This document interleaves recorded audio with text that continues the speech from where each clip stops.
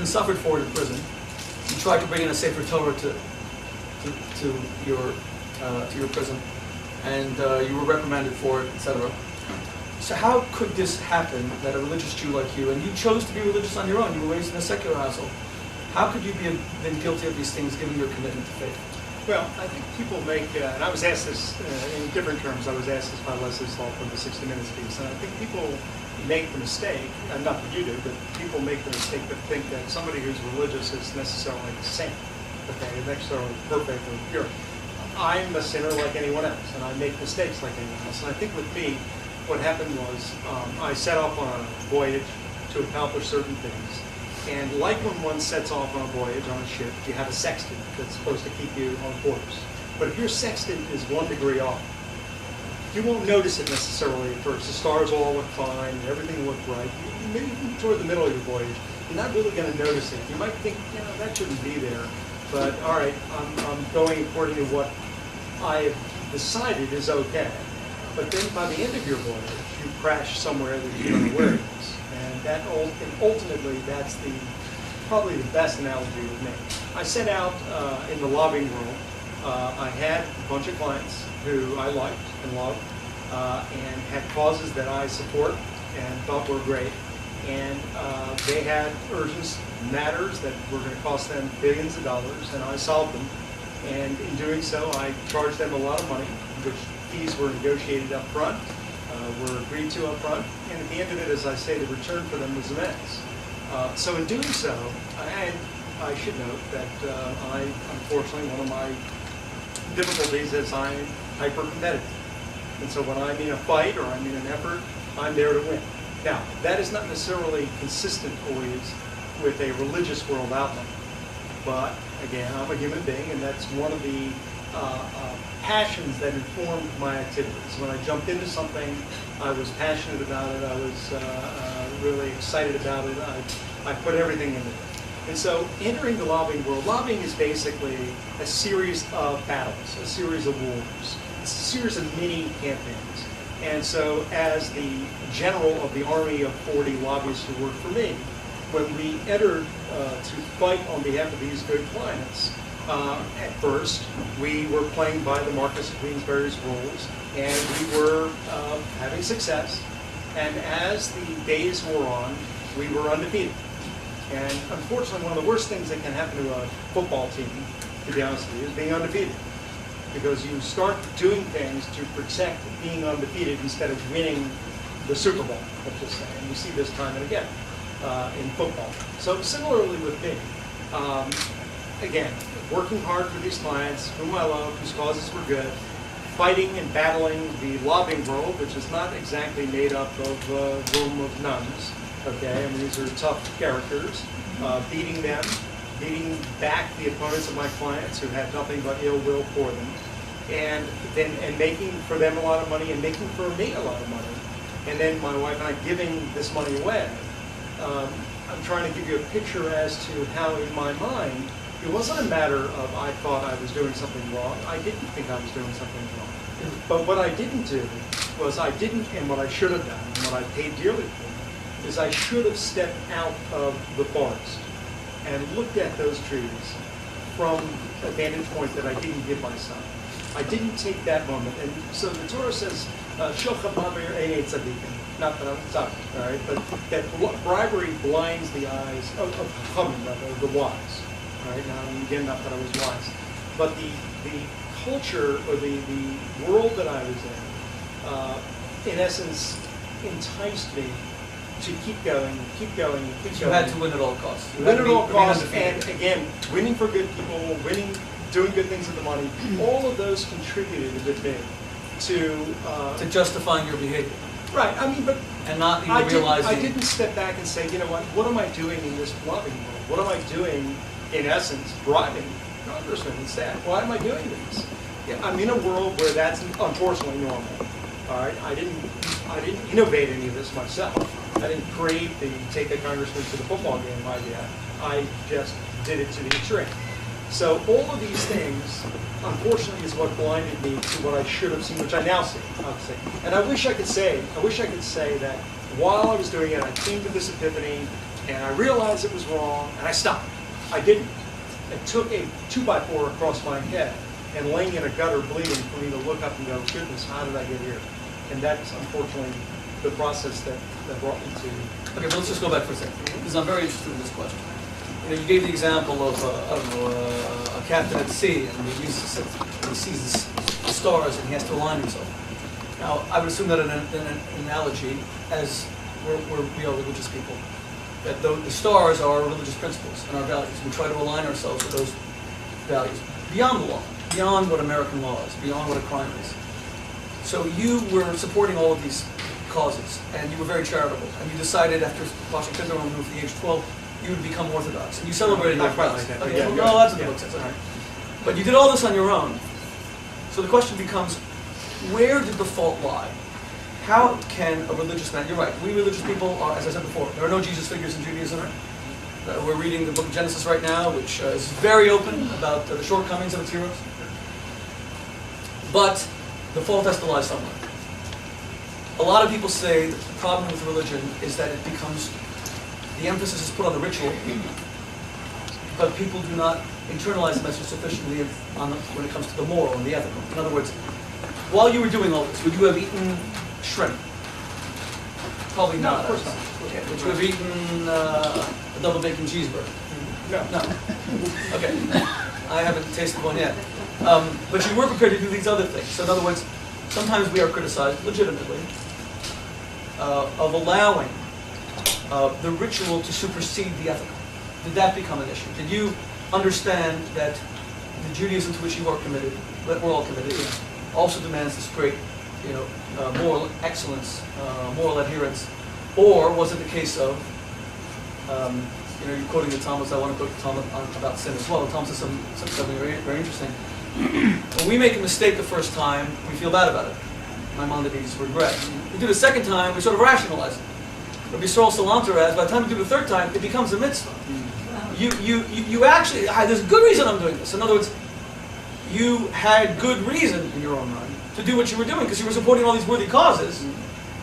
So it was like taking from the secular world to support the sacred world. Was there any of that going on? No, again, I mean, as I said, what was going on is a misapplication and a misanalysis, frankly. Again, the ship was off course. I didn't think I was doing wrong. I allowed, unfortunately, to some degree, the ends to justify the means, which is a bad thing. I started to get into the problem of deciding which of the rules that revolved in the loving world applied to me. Shlomo Melech, King Solomon, was accused, was accused of one of the difficulties the Gemara talks about with him, and the Medrash particularly talks about, that he started to analyze each of the halachas, and that doesn't make sense, maybe that doesn't apply to me. So he brought a rational dimension to Jewish observance. Right, exactly, which caused difficulties for him. Now, because he no longer I'm not trying, by the way, please don't write that I'm trying to compare myself to King Solomon. You can compare me to King Solomon. Yeah, he's King Solomon. I'm not anything. So, but what happens is, when you start to do that, I'll give you an example, all right, how this process mentally started taking place. In American law, there's a ban on giving gifts to congressmen in their state. But this ban is rife with loopholes, okay, which is how the lobbyist exists and how that world exists. And these are not accidental loopholes. These are loopholes which lobbyists help create. And now they're created in a way so that it looks like everybody is doing the right and good moral thing. But in fact, the merry-go-round keeps going on.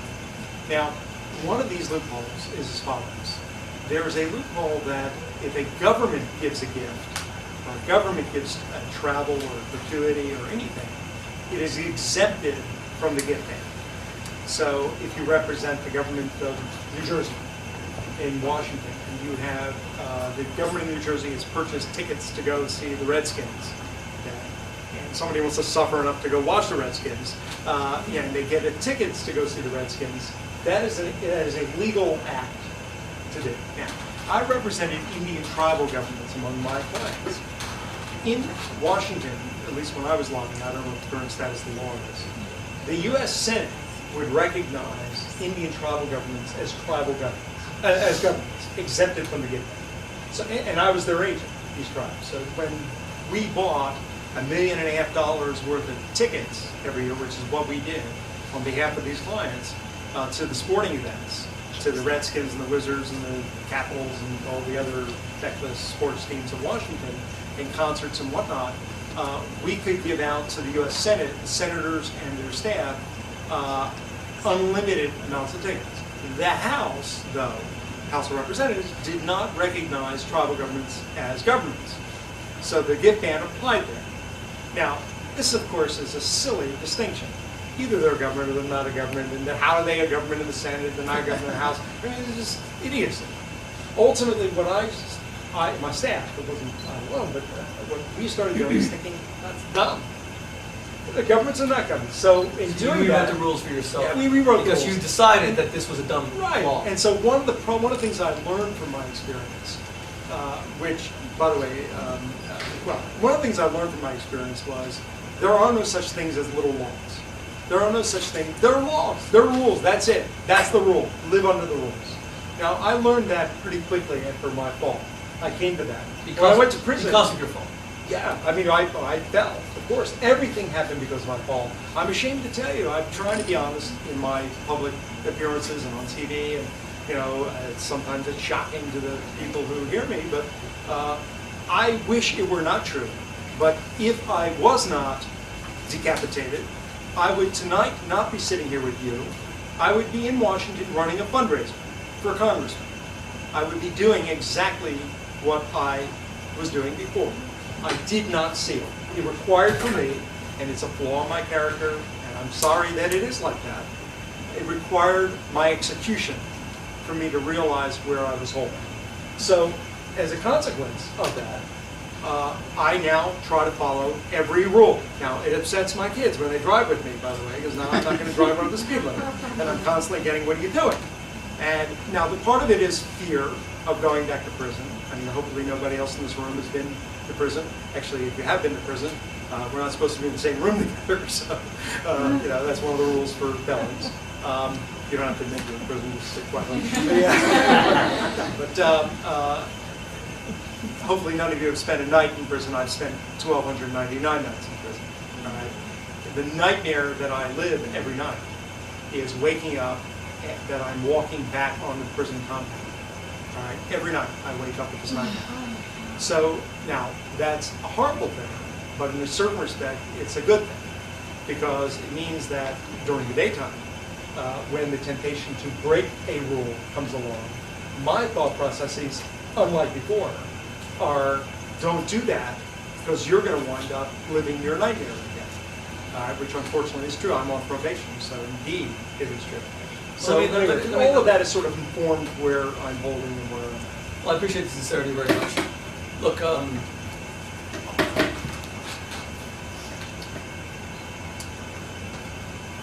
when you and I spoke on the phone and discussed the possibility of this evening, and we were just getting to know each other, and the elephant in the room, figuratively, since there was no room we were on the phone, is that you wanted your life to be a sanctification of God's name. That you were this Orthodox Jew who had great Washington powers, and you kept your orthodoxy. You wanted Signature's restaurant to be the best kosher restaurant in the entire world. It didn't work out. You opened Stacks instead, but you wanted to leverage your position to benefit your people and your faith.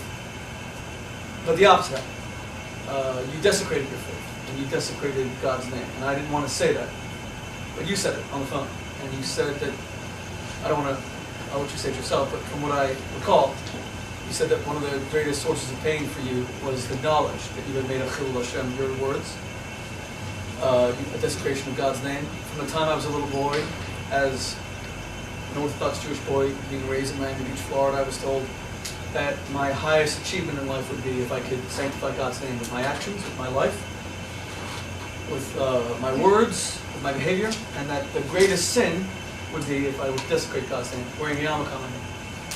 that there was an extra responsibility placed on me as an Orthodox Jewish boy because I wore this, and it told the world that I had certain beliefs. And if I were to violate those beliefs, especially in public, that I would be desecrating God's name. I remember when our camp took us to Disney World, and I was 8. All the other kids at camps get speeches about what they're allowed to do, and which rides, and what tickets they had for. I think this is still before Disney used the ticket system.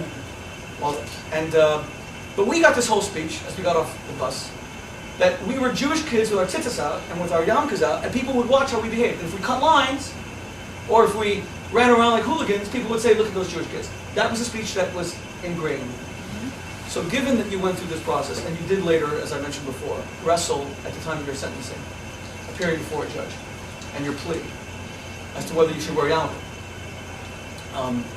and the decision not to, wear a fedora instead, and then getting all kind of criticism for that, and then you decided you relighted finally on the idea of a baseball cap, I believe.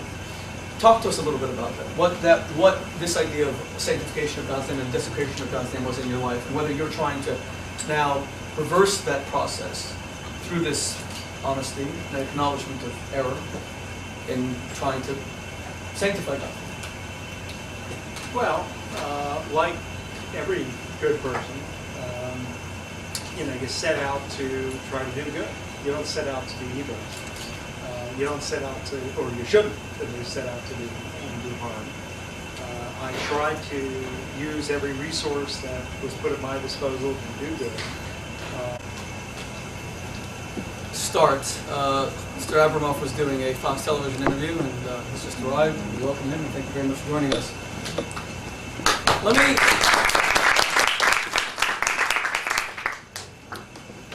Let me begin by establishing the parameters for this unique conversation. I have 3 objectives in hosting this conversation. Objective number 1, our organization's mandate in general, mine in particular, is to bring Jewish values to the mainstream culture. I believe that Jewish values can bring great healing to America. And while the Jewish people have influenced the world through surrogates, like our Christian brothers and sisters, and through our Islamic brothers and sisters, and even through agnosticism and atheism, you can find a part of Judaism in almost everything, we have rarely been granted a seat at the table for our ideas. We have often seen ourselves as an insular community, whose ideas are applicable to Jews, but not to the mainstream. I believe that self-imposed ghettoization of our ideas has impoverished America of so many of the gifts that the Jewish community has to offer. One of those gifts is the Jewish concept of repentance. We live in an age of public scandal. Nearly every day there's some story of a public official, be it in politics, the arts, the media, sports, often beloved of the general population who finds him or herself in scandals, usually himself, it seems to be. And we focus so much on the scandals. We focus so much on the corruption, the wrongdoing, errors of judgment, or crimes, and yet we almost never focus on the repentance. What is the proper way back for anyone who has made serious or egregious error? And what constitutes sincere repentance?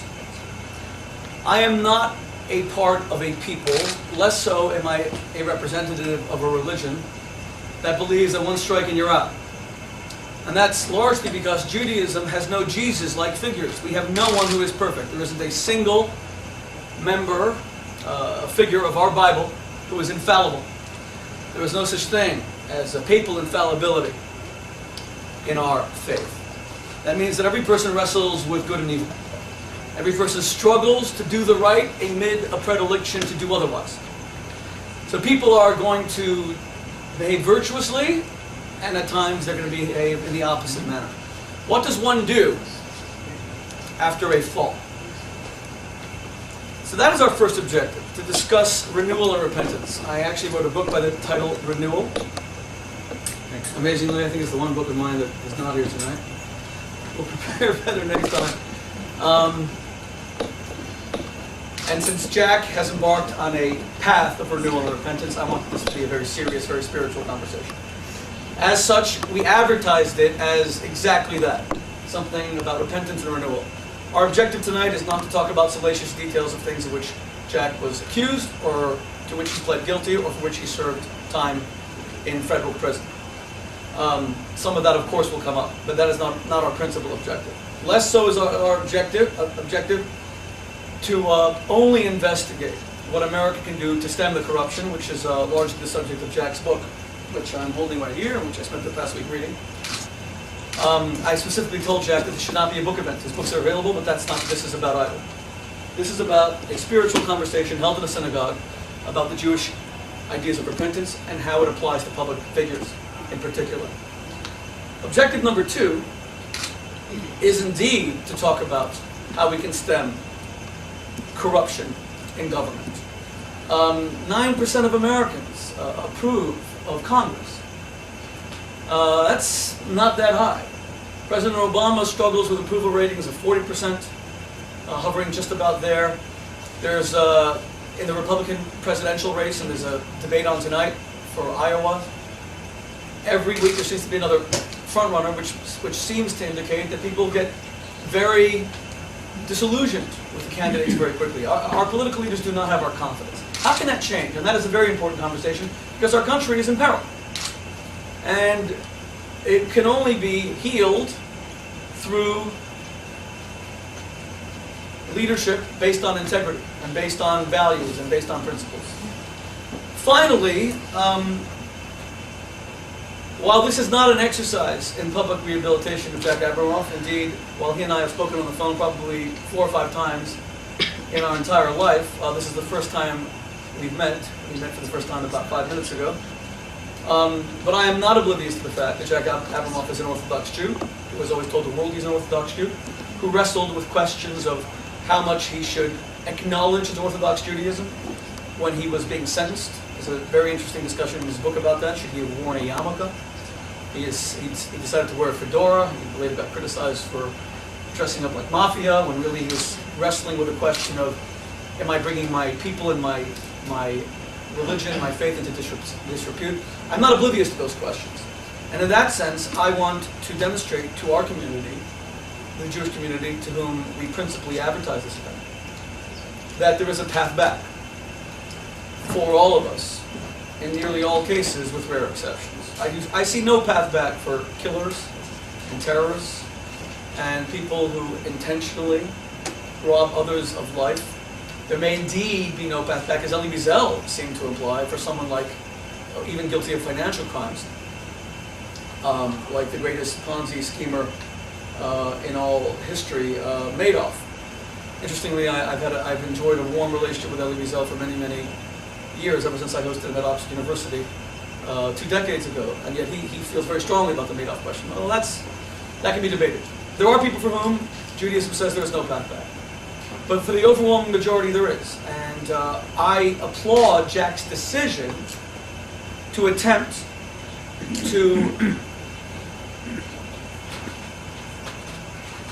repair the damage he has done, rather than doing like so many others who have faced public disgrace, and that is to disappear from public life completely and utterly and make no further public contribution. That is the normal human instinct, one would think. That when you feel very shamed by your behavior, when you feel that you have lost the public's confidence, or disgraced your name, or caused great shame to your family, etc., I think the natural human intuition would be to hide and protect oneself. And we see this constantly. But that would presuppose that once a person makes a mistake, they have nothing left to offer. And believing too much in humanity, I can't accept that. And based on Jewish values and principles, as I hope to discuss tonight, I can't accept it either. Let me finally say, and excuse the somewhat lengthy introduction, but I felt it very important to establish the parameters of the conversation. Let me finally say, I'm not here to judge Jack Abramoff either. He has already been judged, and he's already paid a very, very serious penalty for his crimes. Indeed, if you read his book, I think that what you will find, what I certainly found, is that the most moving part of the book are the last few chapters, where he speaks about the repercussions of his actions and the suffering that it visited upon him, but especially his family, his wife and his 5 children, and the fact that he could not even attend his own mother's funeral, who passed away while he was incarcerated. So with that, let's begin this conversation. I think it's very good of you to come tonight, and I appreciate it. Maimonides, based on the Talmud, establishes 3, and one might even say 4 steps of Jewish repentance. Step number 1 is charata ala ova. There must be a recognition of mistakes we have made in the past, a real recognition. But he uses the word charata, which means not just recognition, but a sense of real regret, a deep-seated, sincere regret. Step number 2 is, if you regret it and you recognize it, you got to stop. That's considered something like some consider that 2 or 4, but that's probably part of the first. So that's step number 1: recognition and cessation of the bad behavior. Step number 2 is to rectify it to the best of one's ability. If I steal your watch, it's not enough for me to feel bad about it. I've got to give you back your watch, or some sort of monetary compensation if I no longer have the watch. Finally, step number 3 is to behave differently, especially in similar circumstances. So let's just go through those for a few moments. What do you believe you did wrong, Jack? Well, that's a tough question. What I confronted in my situation, I of course know exactly what I did and what I did wrong. But I confronted a world that was given a picture of what I did and what I was that was a little skewed. So my confronting of what was precisely wrong is really divided into 2 categories.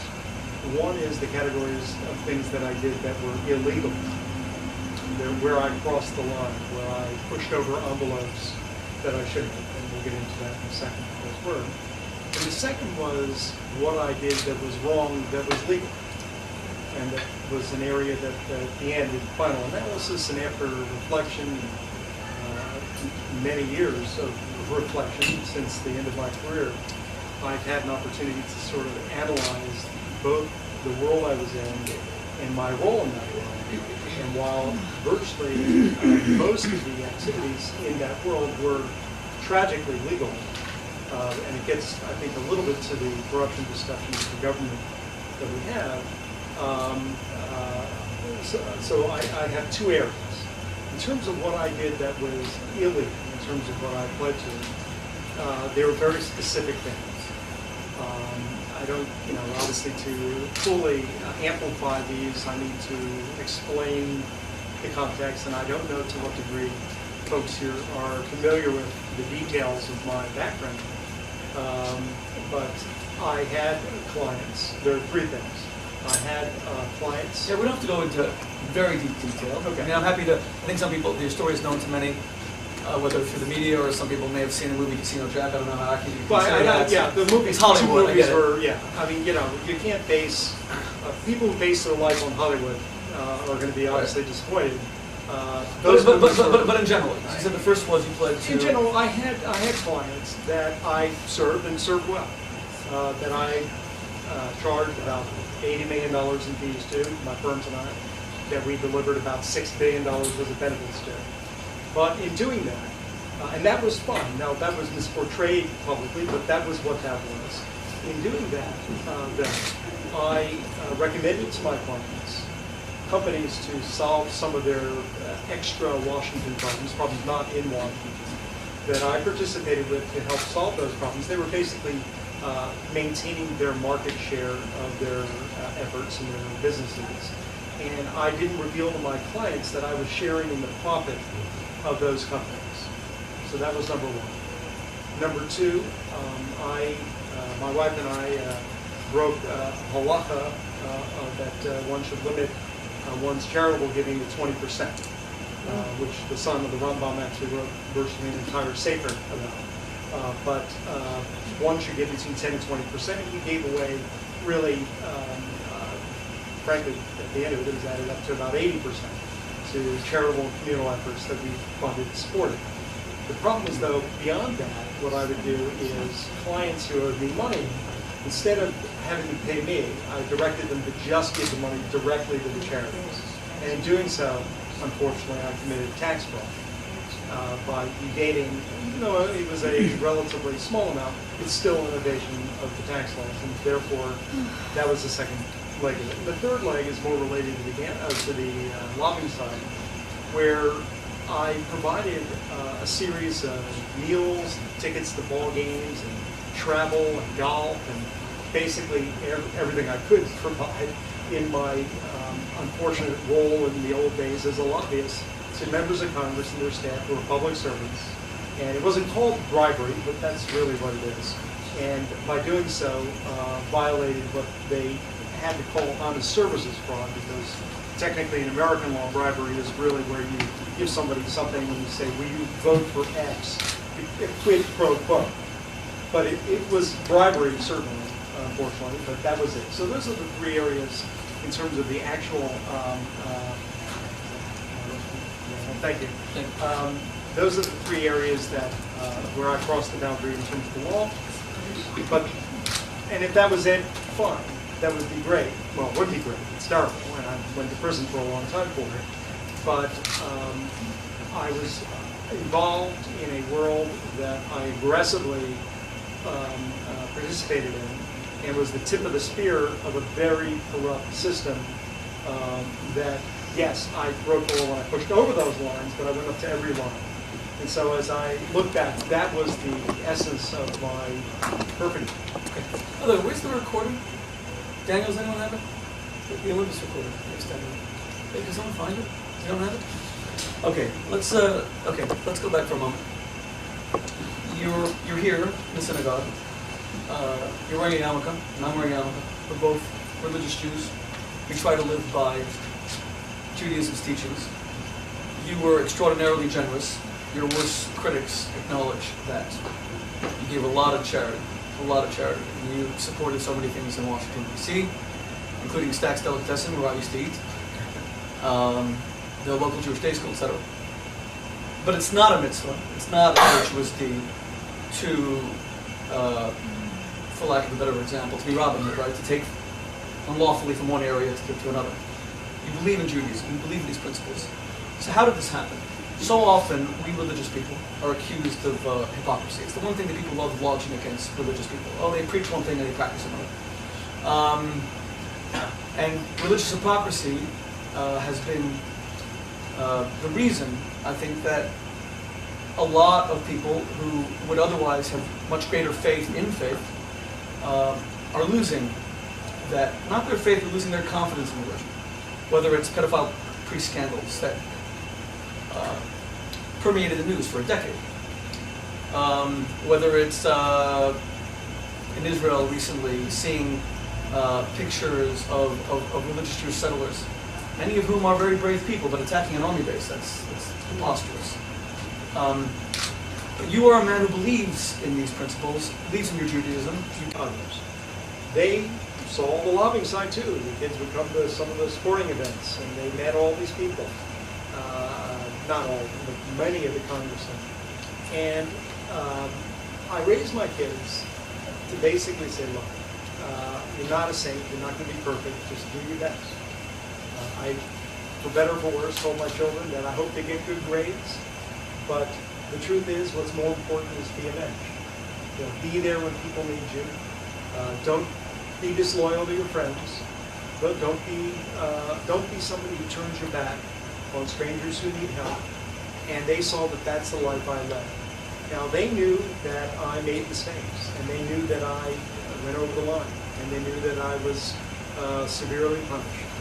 And my children suffered immensely from this, and some of them are still suffering from this. All the 5 kids that I have, each of them handled it differently. They were in the worst possible ages to endure something like this. Teenagers? But they were young teenagers. And, if your kids are babies when this happens, they don't think about it. If they're older when it happens, they understand. They have a little more wisdom. But teenagers, it's very tough. And to lose your father, or basically the meat of your teenage years, is very hard, particularly in the circumstances we had. Now, my kids, I couldn't be more proud of. There would be no way to describe them. And what my kids did for me was there was never a moment where any of them made me feel like I had let them down. And even though I kind of felt, gosh, I did leave you down. I did let you down. I wasn't here, when I needed to be here. I wanted to be here. Boy, did I want to be there. I wanted to be anywhere but prison, but I really wanted to be home. There wasn't a second that I ever felt ashamed of them. They knew what I was. They knew better than anyone what I was, and my wife, of course, knows what I am. And I'm a very lucky man. I told the kids, I'll just give you one little incident, and maybe I guess we'll be at an end or something. But we have Shabbos meals together, and when the kids all lived at home, Friday night dinner was our time that we were all at the table, and Saturday lunch we were all at the table together. And when this happened, we kind of stopped having guests. It was hard for my wife to deal with folks from the outside and friends. And one Friday night, we were sitting around the table. Everybody gathered, and the kids looked particularly despondent. And it was really around the time that it became clear I was going to prison, and I was going soon. And it was around the time of Hurricane Katrina, which, by the way, I was blamed for in one of the Louisiana papers, showing the power I have. Anyway, and the kids sat down, and they were just looked like death warmed over. And I didn't know what to say to them, really. And so I kind of looked around the room, and there was the newspaper. And on the cover of the newspaper was a picture of a father clutching his daughter, looking in fear, looking out, and they were in the Superdome. They had obviously lost their homes and everything else, and they were sitting in the Superdome. And you can only imagine what they were seeing in the Superdome, with the rape and all the rest that was going on in there. And so I knew what I had to say to my kids, and I said, kids, what's the matter? They said, what's the matter? We're going to lose you. We don't know when you're gone. You're going to be gone. I said, yeah, unfortunately that's coming. I said, but we're here now. We're here now. We don't have a life. We're destroyed. Everything's couldn't be worse. I said, it couldn't be worse. I said, let me ask you a question. I said, would you want to trade places with this poor fellow and his daughter? They don't have a roof over their head. They don't have clothes on their backs. They don't have food. They don't even have the rest of the family.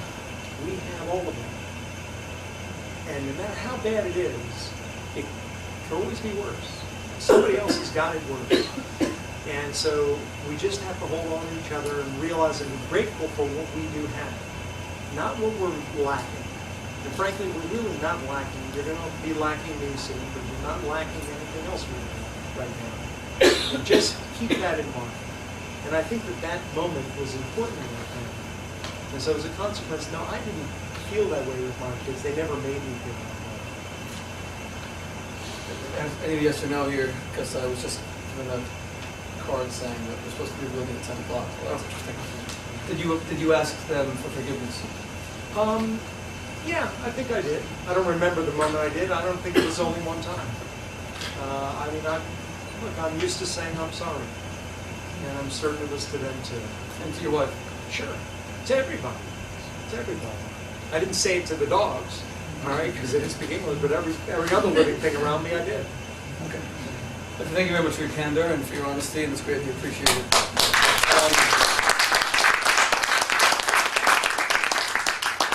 I'm at a loss as to what to do now, because if we have to... What?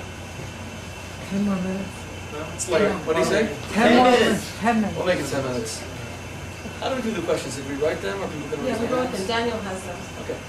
Ladies and gentlemen, I'm sorry that the conversation went longer, but there was a lot to cover. Answer all those and, questions. You're worse than the Senate. No. So let's try to go through them very quickly. A few of them.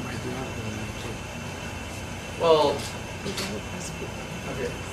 Do you hope to stop all lobbying as part of your teshuva? We covered that. How you want to modify lobbying.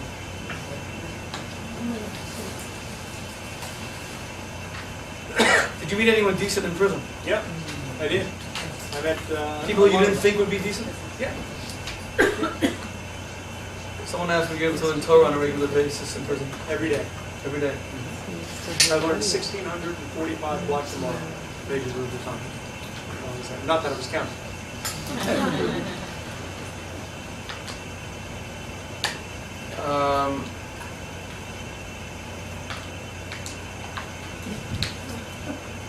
The answer is yes.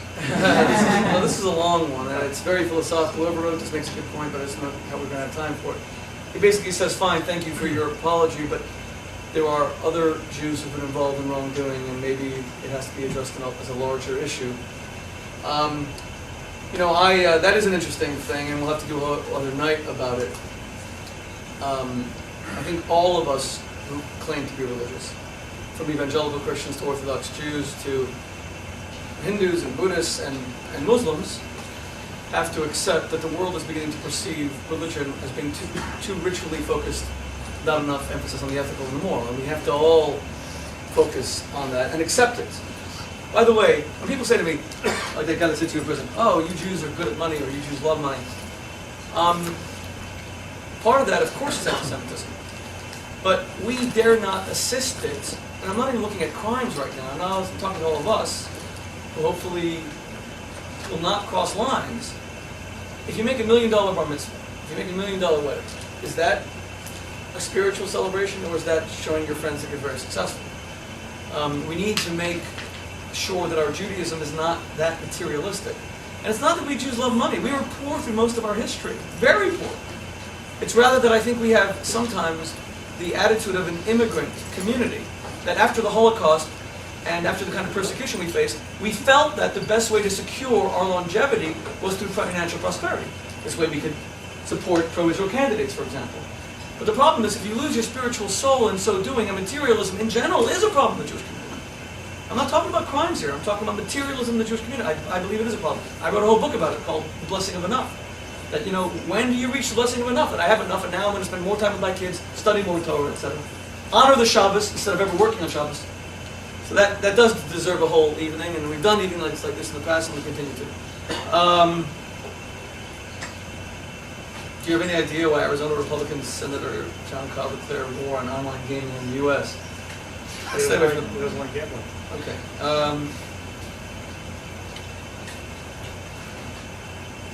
I'm a political science professor. I'd like to learn more about the real relationships between lobbyists and their representatives. What can you tell me? See, that's an interesting question, because if you say there's a law that says if I give you money, you can never do anything for me. But Microsoft and they're still going to have lobbyists, paid lobbyists, but they're just not going to be allowed to give any money. Why would the congressman listen to them? I guess because their lobbyists are so powerful. The merit of their issues. No, I'm not saying that the congressman should be corrupted by it. I'm saying there's still an imbalance. Because I don't have Microsoft's money, so I'm not going to be able to lobby my congressman. I'll be lucky if he agrees to meet me, or if it's a senator especially, who's outside my reach.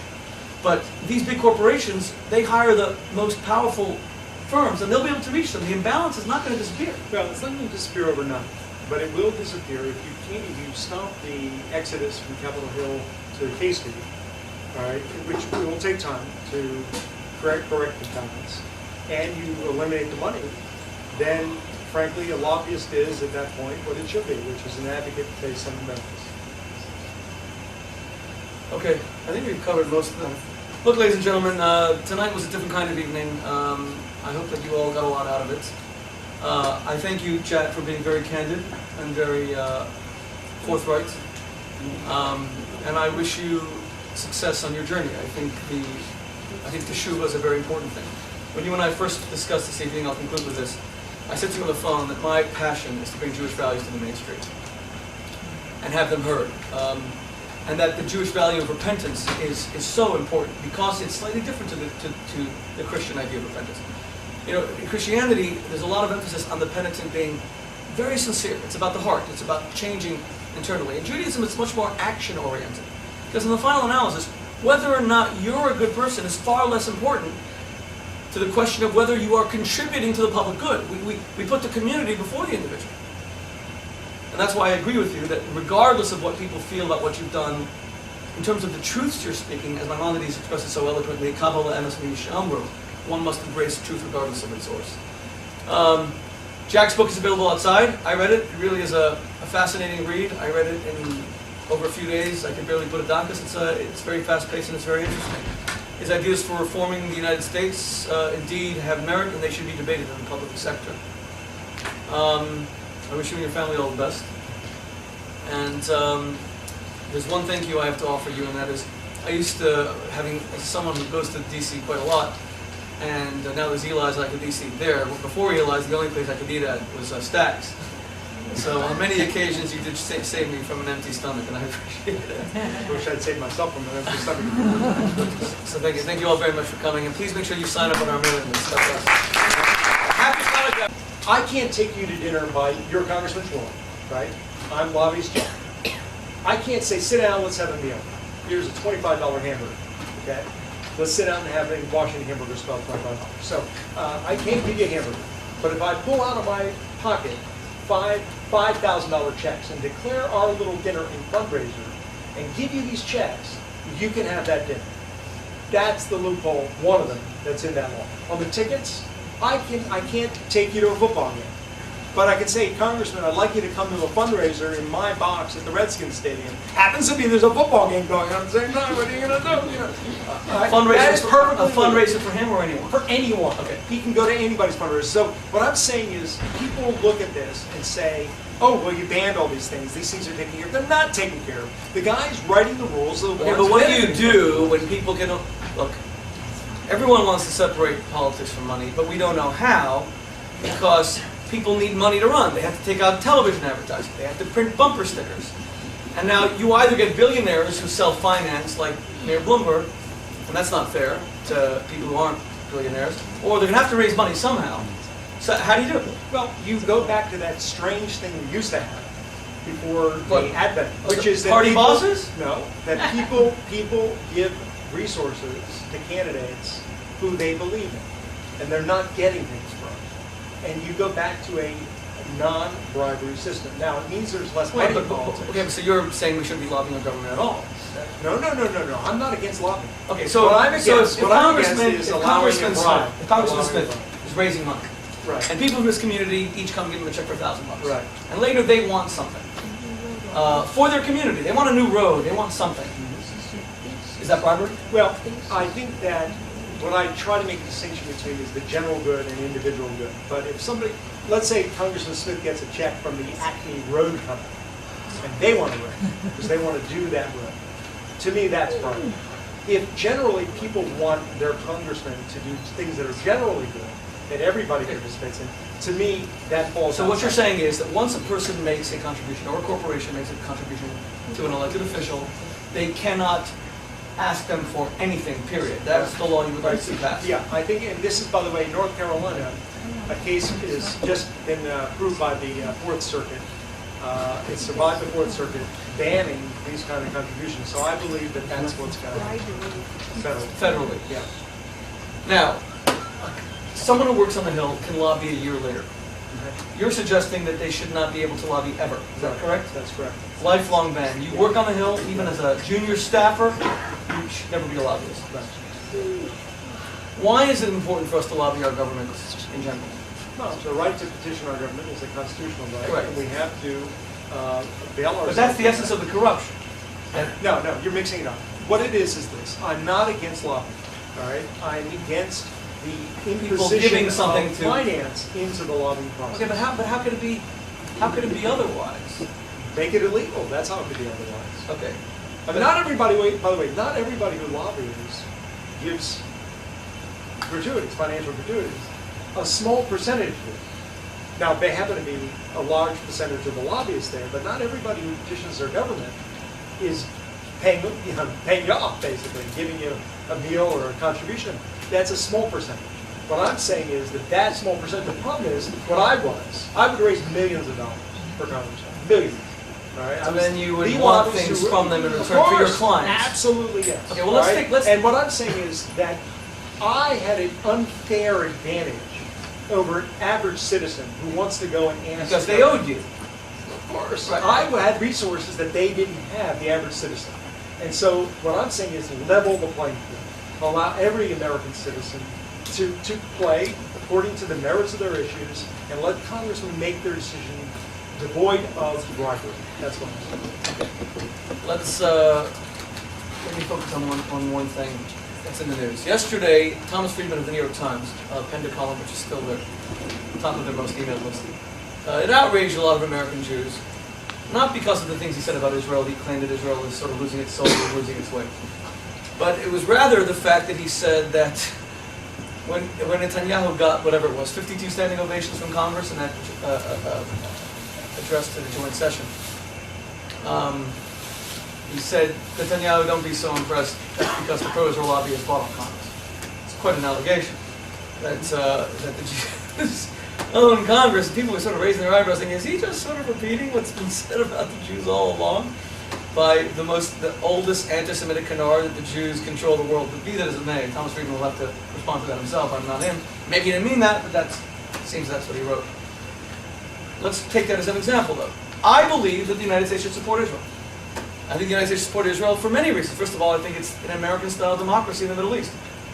It shares our values. That's where I think Thomas Friedman got it wrong. I think that they were applauding because they believe in those things. But he said it was because of money. But do I have a problem with AIPAC telling American Jews who want to contribute to elected officials that, by the way, this guy has this kind of voting record on Israel. This guy, and it's a good record. This guy's got a terrible voting record on Israel. And I'm Jewish, and I care about the Jewish state, and I care about the Jewish homeland. What is wrong with them telling me that if you want to support someone, this guy's pro-Israel, this guy's not as much? I put that under the general good. I don't put that in. I guess the distinction I'm making probably is best understood in financial But it's not terms. a... In other words, what I'm saying is people getting government grants, contracts, people lobbying to get individual benefits. Right. The moment they give you $1, they can no longer do that. So the only people that can support you are people who would never want anything from you. Yeah, people who are pro-life, people who are pro-choice, I mean, whatever they are. Okay, those are not, individual issues. Okay, so what response are you getting to these suggestions? Well, by the non-politicians, amazing support. By virtually, I've been on, probably 150 talk radio shows. Not one caller has been against. Not one host has been against, this approach. People, I think, intuitively and instinctively see this as obvious. People in Washington are attacking me like crazy. I'm unrealistic, it's never going to happen, it's, I'm a criminal. That's the favorite attack. He's a criminal. Why should we listen to him? Okay, I'm a criminal. Yeah, you're right. What does that have to do with my argument? Am I right or wrong? Let's say I had green hair. He's got green hair. Don't listen to him. He's got green hair. Who cares? But that's, unfortunately, what they're left with. What are they going to say? How could this change be brought about? Well, I think it's being brought about. I think that the exposure that the media have given, not only to the lobby side, but also like insider trading. I don't know how many of you saw the 60 Minutes insider trading thing. It's had an amazing effect on the world in Washington. People are there. They're starting to realize the American people can't stand this. Can't take it. The reason they have a 9% approval rating, I think Sandusky has a higher approval rating than Congress does. I mean, think about that. All right? The reason that's happening is because of all these things. So I have hope, frankly. The last election, a lot of these guys were thrown out.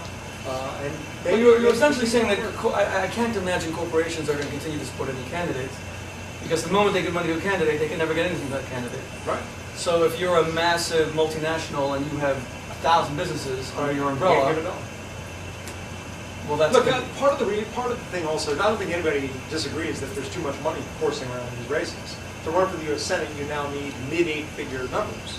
Okay, at least just in the last 10 Well, years. it's not only that. It's not only that. It's that if you don't have money, you really can't run because, let's say you have a family of 5 or 6, you become a congressman, you get $170,000 a year. Right. If you're not independently wealthy, and you can't get any money after except for books, correct? You're allowed to get book revenue, but no other revenue, I believe. Well, and Well, it's not quite like that. I just wrote a column about the life of a congressman.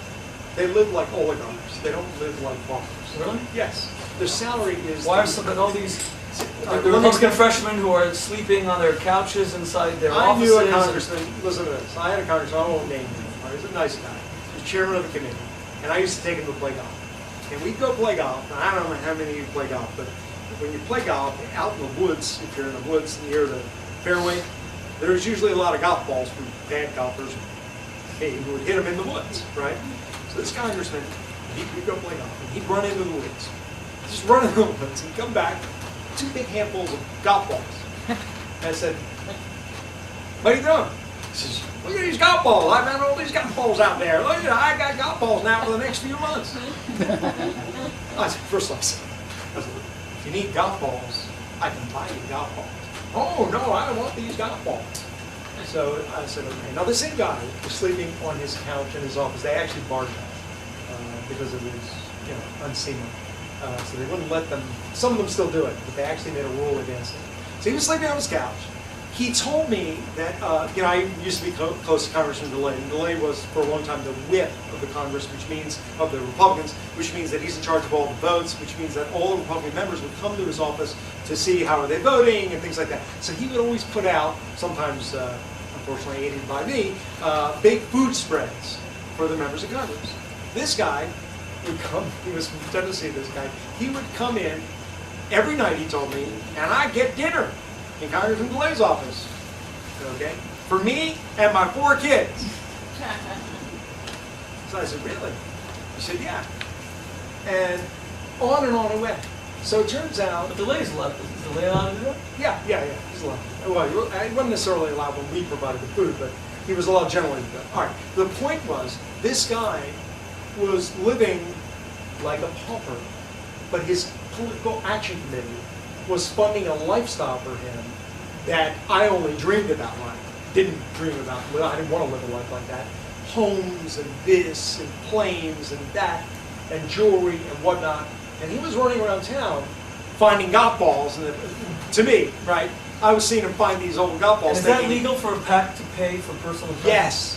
Yes, not everything that he was doing, but yes, for the most part, yes. When they run for Congress or they run for the Senate, their PAC or their campaign they don't give a salary out of the campaign, but they pay for their private planes and their limos and their meals and their clothing. They have to campaign, I guess. Sure, they have to campaign in a private plane. No. I mean, people who need to go on a private plane from Washington to New York, why do they need to do that? They can take the train, they can take the the shuttle. This is what goes on. You want it to be reasonable expenses, and who would determine that? Well, there are systemic issues here in terms of what should a PAC fund, what should a PAC not fund. All of this goes to the distrust that people have for Congress. People instinctively realize these guys are living like kings over there, and they don't feel they're elected, or they leave and become kings. By the way, congressmen arrive. Many of them arrive worth $20,000, $30,000. Essentially need to go find the golf balls because they don't have any edict delays the thing. All right, and they leave and they're worth $20 million. So what's going on here? So some of them are benefiting from the insider trading. Some of them, for Haskard had this, where they have land, and all of a sudden a road will be built through that land, and they can sell their land. This is going on all over the place. Or they leave to become strategic advisors or history professors, whatever the euphemism of the day is, and they cash in. And these things, unfortunately, and I was part of it. I fully admit my role in these things, but they deteriorate people's view of their government and undercut their faith in our democracy and our republic, and they need to be changed. Okay. What you're saying all makes a lot of sense, but I don't claim any expertise in this. Like everyone, I read and I try to follow. What would if someone were to say, and I have 2 final questions for you. Great, Jack, but aren't you doing this because this is a form of payback to all these people that you're no longer a part of it, so now that you're not a part of it anymore, that might undermine the message a little bit. Is that possible? Well, I mean, look, am I right or wrong is the question. Am I right or wrong? All right, if I'm wrong, yeah, but I'm not wrong. I'm not wrong. Nobody who's heard what I have to say, first of all, there's no rebuttal. There are honest politicians as well. There are a lot of honest politicians. Of course there are. So are they agreeing with you? Yes, I have a lot, I don't want to say a lot, it's under a dozen members of Congress who have made contact with me quietly, because I'm still, as I say, the typhoid Mary, of politics, and nobody wants to be seen being hugged by Jack Abramoff. Right, or even in a picture, or even in the same continent as Jack Abramoff. But I've had contact from under a dozen congressmen who say, please keep going. You're saying exactly what needs to be said. We can't say it. Keep going. And so I'm trying. Final question. I wrote all these questions down, and the last one I wrote was this. I thank you all for remaining with us throughout this conversation. It's been a bit longer than I expected, but it's been very important and very interesting. My last question was, I'm a father of 9 kids, thank God. And yeah, I like the little morsel of attention I get here and there in the media, or writing a book or giving a speech. But there's nothing that I want more than to be a hero to my children. You speak about your family a lot in the book. your wife's devotion, she visited you constantly and never complained and always told you it was going to get better, etc. And there's an incredible picture of her sitting with you in prison, visiting you. You're wearing your yarmulke, she's wearing a sheitel, I believe. With a wife that wears one, I can probably, you can pick them out. Do you feel shame in front of your kids? Do you feel like you can be a hero to your kids through your honesty now? Do you feel that your kids, like whenever I do something that I feel embarrasses me or betrays my values in front of my children, I really punish myself. Like, let's say if I use a bad word in front of my kids, I tell them 1,000 times that they dare never do so. Or if I lose my temper in front of my children, when I tell them that temper is an absolute no-no. Obviously I'm ashamed of my behavior, but I'm especially ashamed that I've modeled the wrong behavior for them, and I'm wondering what they're thinking of me at that moment. Maybe they're thinking I'm a hypocrite, they're thinking.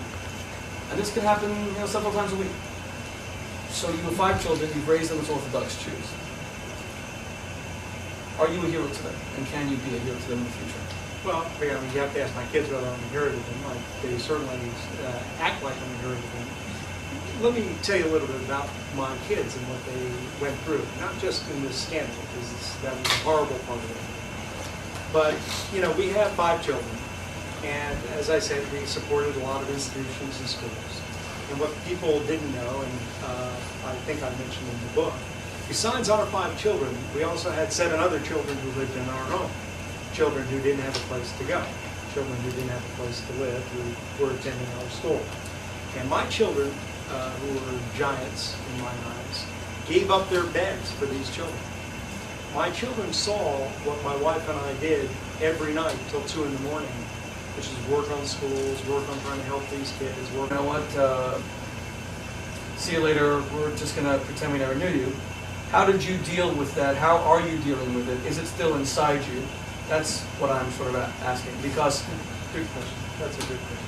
Because anger is not a good thing. Right, But no, you must be angry at people. I'm sure you are. I'm not. I'm really not, by the way. I'm not angry at people. When you go through what I've been through, a lot of these emotions get bleached out of you. I'm not going to tell you there was never a moment I was angry at people. Of course I was. At the moment, I wrote about those moments. Am I angry now? No, absolutely I'm not. Do I hold grudges against people? I absolutely don't.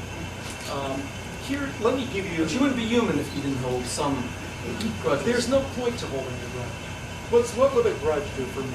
How does that make me a better person? How does that improve my life? How does that do anything? Let me give you a story. And I think I wrote this, what you also remind me, because you may have read it more recently than I did. After editing this book, I got sick of reading it. Did you write it in prison? No, I wrote it at home over 28 days. I sat 15 hours a day, except Shabbos, at my computer and just wrote. I wanted to get a ghostwriter. I'm trying to be honest. I wanted to take the easy way out, get a ghostwriter, but I couldn't find a ghostwriter I liked. I ran out of time and I just wrote it myself. So let me answer that question by telling a story which I'm not sure is in the book. I talked to you about my my feelings toward my prosecutors and the FBI folks, and I again I had this sort of mixed feeling. On the one hand, they were the directly responsible people for carrying out the final operation that would take me away from my family. So I obviously had some mixed emotions. Yet on the other hand, they were incredibly decent people, incredibly big people, unbelievable people. Now they read the poor things, all 850,000 emails. So they knew what I was. They knew they didn't read the 40 emails and they didn't watch the Post. They read everything. And they would come to me and say, when your daughter had this problem, the way you dealt with it, that was really interesting. Why did you think that? That was the kind of conversations I had. Not when we were actually having sessions, but that was the kind of conversations. So I was with these people for 200 days, probably before I went to plea, before the day of the hat, which was the day I pled. And we became fond of each other. I mean, how do you spend 8 hours a day for 200 days with people, where every emotion is exhibited, and they, unfortunately, for better or for worse, they knew everything about me. They got to read every email I sent, and they knew every detail of my life. So we went to plea, and in the court, the setup in the court I was in is that the judge was here sort of facing the court. And the prosecutors were on this side and I was on this side and we were facing each other. And the audience, the crowd, whatever, was here. And they were mainly the media. Now, so I was sitting looking at the prosecutors, and we were probably as far away from each other as I am with this gentleman here. And so I got up at some point when I had to make a statement. And I said in my statement that I was just terribly sorry about any of the harm I caused and the people that I did harm. And I certainly will never probably ever be able to adequately apologize for it. And I hope that my life will become a journey of trying to do that. And I don't know if I can ever say it right, but I'm going to try to do that. But most of all, I'm embarrassed, I'm ashamed, and I'm just mortified. And I hope and pray to God that I can be forgiven. And as I said that, I looked away from the judge to the prosecutors on their table. And I looked at them, and I was stunned to see that they were crying. And so I kind of, was taken back, and I remember this vividly. And I thought, I was just confused. I really couldn't formulate any thoughts. 2 days later, we met again. And by then, I had thought through what I had seen. And I guess it's natural, it wasn't by the way, it wasn't a commentary on me that I was some good guy or some person worthy of being cried over, to be honest with you. I wasn't. It was a commentary on them. And I said to them, and this answers my approach to everybody who, whether I feel that I may have been angry with them at some point, and what my attitude is now, in reverse. I said to them, before we begin today, I want to say something. And now they all kind of perked up and thought, uh-oh. Because when I say I want to say something, it's usually the beginning of a lot of work for them. When you're doing investigations, if your main witness is saying, I got something to tell you, it's like, oh God, I said, oh, this is not something that has to do with our investigations. I said, they knew, of course, I'm Orthodox, and there was some of them who were religious Christians. And by the way, we're talking about 50 people that I'm meeting with all the time. Not like 2 people, 50 people. The main ones were the ones sitting there. And so the religious Christians and I, on the breaks, we talked about the Bible, we talked about how we approach different things in the Bible and that kind of thing. So I said, I wanted to tell you something. Our sages are very bothered about the episode with the Egyptians. They're bothered about the fact that the Egyptians were punished for enslaving the Jewish people. And they're bothered about the fact that the Egyptians were not only punished with the plagues, but sustained punishments that lasted, and some of them to today. All right? They're very bothered about it because God told Abraham that we were going to go there. And that was their job, to enslave us. And so if they were just doing their job, what's the problem? And I said, the sages answer that as follows. If the Egyptians had accepted this with tears and said, why, God, are you making us enslave the Jews? And treated us with dignity and not beaten us and not made it horrible and not killed us and not reveled in it, then, in fact, our sages say that the Egyptian people, A, would have survived, and B, would have been considered the second greatest people on the earth to us. Instead, they enjoyed it. They loved it. They let us have it. Every Passover, we talk about it. Okay, and so they were punished. I said, look, my situation, I don't know ultimately why all of it is going on. Who knows?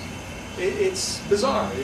I know I did wrong, but did I do so much wrong as to be on the front page of the Washington Post more than John Kerry during the election year? Maybe, maybe not, I don't know. One day I'll find it. One day I will be finally judged.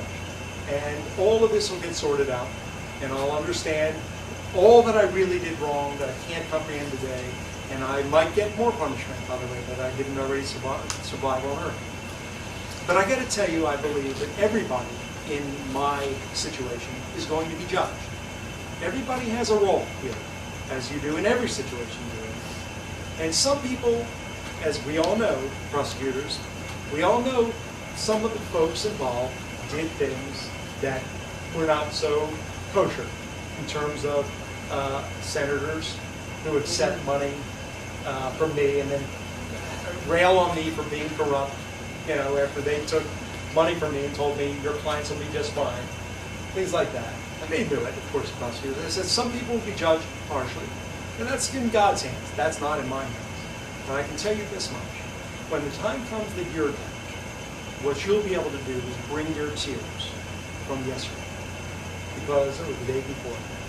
Because I got to tell you, seeing that, I will never forget that son. And of course, they were by then crying. Again, it was a very emotional moment. And so my attitude is, if somebody did something to me, whatever their motivation is, whether I deserve it or didn't deserve it, that's for them to sort out with God. And God's going to sort it out with them. I'm not angry about that. I frankly feel bad for them. At some level, they're going to have to answer. I got a lot of my punishment on earth. All right? I may not have gotten all of it, but I sure got a lot of it. And I was beaten pretty hard during this process. And so I know that, I hope that the consequence of that is that I will change my life. They don't have the benefit of that, and they're going to have to deal with it. But I don't have any anger or hatred for it. Okay, we want to get questions, and I have a few more questions myself, so we're going to move quickly. I said I had one last personal one, but I actually have one more. Given that Jews have sometimes very negative people say things about us and call us names, do you feel bad about some of the emails and how you characterize Native Americans? Well, that was one of the things that... Because throughout the book you said that you loved your clients. Yeah. But that was... Look, I wrote 850,000 emails, and a number of them were stupid emails. And what they did was they took the emails where I wrote angry things about my clients. And they took the ones I wrote about the tribal clients, but they didn't take the ones I wrote about the other clients. And I'm embarrassed to tell you, I'm not defending myself by saying I didn't just write stupid emails about them, but I did. I was a moron. I'm the guy, basically, I'm the poster child of don't write something in email that you don't want to read on the front page of the Washington Post. I got to read lots of what I wrote on the front page of the Washington Post, and it's mortifying. But did they reflect your sentiments? No. Look, I was a very passionate warrior. When my clients did what I wanted them to do, we won. When they didn't do what I wanted them to do, I was a petulant brat who got mad about it and started writing to my colleagues who were equally mad. Now, by the way, we're working 24 hours a day to do something, and if it was undone by some, pardon me, stupid action on the part of my client, I wrote that in an email. No, but my point is, when you're in prison, a guy comes to you and says to you, you people are good at making money, stereotype, negative stereotype. So the Talmud says famously, Hillel, man that which we don't do unto others. So it would seem to me like we go out of our way not to malign other people. But you regret that, I'm assuming. Shmuley, I was not a saint, and I wrote emails that were dumb. I may not be the only one in the room who wrote a dumb email. Maybe one of you at one point wrote a dumb email. I wrote, unfortunately, hundreds of them. Let's go to the microphone. Let's go to the microphone. Let's go to the United States. You know what surprised me? So let's leave the conversation about you and your penitential path. I thank you for engaging in that, and I appreciate you responding to my questions. You know what surprised me about this whole story? Are people on Capitol Hill really so petty that a couple of basketball tickets or a free meal can sway them? That's like kind of weird. Because when you think about bribery, you always think to yourself, it involves large sums, but you really were able to get them with not a very big investment. That's what... Well, some of them we made a pretty big investment. I don't know. Some of them we raised hundreds of thousands of dollars. But let me for campaigns. Yeah. Okay, but the main thing America knows you to be guilty of was, wait, there's golf trips to Scotland, that was the famous one. Right. And Bob May pleaded guilty to that, I believe. I believe it. Right. Part of it. Right. Okay, and then there was free meals at Signatures. Right. And then there were your 4 boxes at the Redskin games. 2 at the Redskins. 2, okay, 2, so 4 in total. Yeah. So I'm not just talking, I'm not looking right now at the raising money for candidates. I'm just looking at, wow, a couple of tickets and sushi can really sway people. And you said your most effective tactic was to tell them, come and work with me when you finish here, and there you didn't break anything. There was no exchange of gifts whatsoever, but the expectation that you would hire them with a high-paying job, you own it. Right. Well, let me explain. Are people that petty? Well, let me explain bribery, all right? And this is really best explained in the Talmud. In the Talmud, and by the way, I wish I could tell you I never read these Talmudic passages before I was a lobbyist, but I did. And again, one of my many failings was not applying what I knew was right to my life. All right, so I'd say, well, that applies to judges, not legislators, but that we don't hold. So let me explain what bribery does. And in the media, I've had probably 250 interviews since my book came out about a month ago. And everywhere I go, I say it like this, because this is what it is. And again, I'm trying to be honest and truthful. In Washington, it is not considered bribery to give you a campaign. If you're Congressman Floyd, I'm going to give you a campaign contribution. Here's $1,000, and I'd like you to support my issue, which you would support anyway. Okay? You're going to think, well, I'm not swayed by that. I wouldn't sell my vote for $1,000. Okay? Or if I took you to dinner and bought you a steak, you would say, I'm not swayed by that. But our tradition says that's exactly wrong. In Judaism. Correct. Yes. That's exactly right. And you quoted in your book that even if the judge is walking in trips and you help him up, right, he has to recuse right. himself. In the Talmud, the example that's given of the most minuscule thing, the Talmud comes up in the 4 examples it gives of bribery, is a judge, an elderly judge named Shmuel, who was walking over a bridge on his way to court, and he tripped. And in those days, by the way, bridges were not like suspension bridges. They were little rickety things. He tripped, and behind him, somebody grabbed his arm. And he turned around and said, well, thank you for doing that. Who are you? He said, well, I'm so-and-so. I'm actually going to your court today to be judged. He said, no, you're not. He said, because you have bribed me. He said, I bribed you. He said, you bribed me. Now, it continues. That story continues, where Shmuel then goes and listens to the court case. And he finds that he's rooting for this guy. And he's suggesting arguments. You got to think of this. He didn't hear it, but he realized that his entire being was converted into a lobbying machine for this guy. Now, why? Because decent human beings, and most people are decent human beings, feel a sense of gratitude when you do something for them. Now, in Washington, the whole world is based on gratitude. The whole world is based on this horse trading. The problem is, at the end of the day, and I'm ashamed to say again, I was in the middle of it, it's all bribery. Now, does a meal affect a congressman? They say no, I say yes. Yes. I say anything that is conveyed as a financial gratuity of any kind to a public servant who is making a decision which is important to you is bribery. That is what bribery is. But it is very impolite to say this. $30, $50 bribery. $1, a glass of water, holding him from falling on a bridge. Free. That's bribery. Now, when I say this Yeah, on TV, how do we? I get attacked because this is not the world that they want it to be. Okay, but in order to run, okay, so all gifts you're saying should be banned, Yes. and they largely are. They are not largely. What it is this: the system of Washington. Well, you can't take someone to dinner. You can't give them tickets. Shmuley, listen, you can absolutely do it, and I'll tell you how you do it. Repentance, that I'm not going to be in a position where I'm going to be a lobbyist again. I'm not going to have the benefit, frankly, of being challenged and enticed to repeat the unfortunate and sinful world that I was in. I'm not going to ever be a lobbyist. What congressman would invite me in their office to lobby them? They'd have to be insane, all right? But maybe since I can't do that, I figured, all right, let me take what I know. Let me try to do something right here. The response has been, actually, I'm shocked at how positive it's been. There are people who are going to say, well, how do we know you're sincere? How do we know this? How do we know that? I can't, I hope they know I'm sincere by, as we discussed, by my actions. That they ultimately see what I'm doing. I hope that most of them will come to believe that I indeed have changed and trying to do the right thing.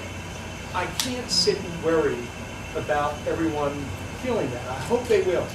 But what's in everybody else's heart and why they feel that way and what their individual view of me is, I would go insane if I worried about that. And So all you can do is try to do the right I thing just and have make to it do right, the right thing, no matter what and people say. if the chips, hopefully fall in the right place, people will see that I'm trying hard, and maybe that they'll be able to look at me differently than the sort of cartoon villain, and that's great. And if it doesn't happen, it doesn't happen. I'm not somebody who, one thing I also learned in this experience is, I was a very controlling person. I had a staff of 40 people at the lobby firm. I had a staff of 60 people at my restaurant. And I had other companies I controlled. And everything in my world, I controlled. I thought I controlled. I controlled, of course, nothing. All right? But I was under the delusion of control. And I can't control. I can't control, the old Reverend Sorrel Salunter comment, I wanted to change the world, and I realized I couldn't change the world. I couldn't control them. I wanted to there, so I'll just change my country. And I realized I couldn't do that. So I figured I'll just change my town. And I couldn't do that. I couldn't control it. So I figured, all right, well, let me change my family. And couldn't do that either. And you realize, you know what? The only thing I can control is me. The only thing I can change is me. And he went to work on it. That, of course, is one of the fundamental pillars of the Musser, the ethics movement within Judaism. And so I also know that I'm not going to have control. I don't control my kids. I don't control the dogs in our house. All right, believe me. And so all I can do is try to improve myself and do the right thing. And I hope people see it as sincere. I know that there will be people forever who don't see it as sincere. And that's one of the unfortunate aspects of being me. And I'll just have to deal with it. Okay, let me, this is more statement than question just for all of your edification. Now, in this question about whether repentance is sincere, none of us are God and we can't examine people's hearts. I'm always asked this question. I counsel couples, and if a husband's unfaithful to his wife or vice versa, and he does everything he can to restore the relationship. So how do I know he means it? Maybe he just doesn't want to suffer consequences, divorce, losing half his assets.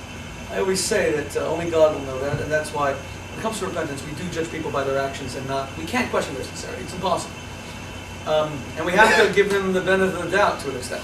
I remember when Tiger Woods said he was sorry, so I wrote a column the next day, everyone said, oh, this was scripted by his PR people. But I know, having counseled so many husbands who've been unfaithful, what it's like for any man, let alone a superstar, to get up in front of the country and read this, even read it, written by someone else. That's not easy. And to give the guy no commendation and say, I'm not going to excuse the rest of it, but that was impressive. If we don't acknowledge a sorry, then people stop saying sorry, and I've seen that as well. Okay, let's move back for a second. I'm going to go to another question. I sort of started to share this with you on the phone yesterday, and I felt you were getting a little bit defensive, so I want to put this in a different way. Because I'm here to have a real conversation. I'm wondering whether, if you hear the whole question, anger is compatible with repentance. In other words, it would seem that the posture of the penitent, and I also feel sorry, I'm not here to serve as a judge. Like I said, I know my own flaws, my own shortcomings, but I'm looking at the subject. It would seem that the posture of the penitent is one of submission. Like, I did something wrong, and I'm not going to feel like a victim, I'm not going to blame other people for what I did. I'm going to take full responsibility for what I did. And you do that through much of this book, and you've done it completely this evening. But I do get the impression, in discussing some of the personalities of the book, that you do harbor resentment and anger, and you feel that there's a lot of hypocrisy on some of the people who judged you, or pointed a finger at you, or who made your life miserable. And you said to me yesterday, well, you have to give me examples. I didn't reread the book, so I'm just telling you from memory. I think you have anger towards John McCain. I think you feel that Senator Ben Nighthorse Campbell remained hypocritical, as I understand from what you wrote, in accepting contributions from your patrons, etc., but then slamming you in congressional hearings. I'm not sure if you also said the same thing. Please forgive me if I'm wrong, because I don't want to malign anyone. I'm not sure if you said the same thing about Senator Conrad of North Dakota, was it? Or was it another senator? But forgive me if I'm wrong. Dorgan. Which one? Dorgan. I can't remember. Forgive me. But there are examples of people who you say were being very hypocritical and judging you because they were up there condemning you when you were outed, as it were. But when you were a lobbyist in good standing, they stopped themselves from taking whatever you had to offer. Not illegal gifts, but contributions to their campaigns, which were legal. So is there anger in you? And is that compatible with sincere penitence? I don't think there's anger in me. I think that you got to realize that I wrote a political memoir of sorts, and so for me to leave out of the book how I was feeling at the moment when I said, I think you're referring to the hearing that I was taken to in the Senate. Right. And I You tried to completed the fifth of the convey, hearing. yeah, well, You wanted to Senate- speak, but you were Senate told. hearings are not like court proceedings. One could make an argument, by the way, court proceedings are, difficult in the United States now also because of the Cameras? powers of the prosecutors. One could make that argument. I frankly, my prosecutors, as I write in the book, treated me with great dignity and were very professional. They sent me to prison for a long time, so it's not like they're going to be high on my Hanukkah gift list, but they acted extremely professionally, fairly, under great pressure. My case was so public, and I thought that they did an amazing job, and I appreciated them very much.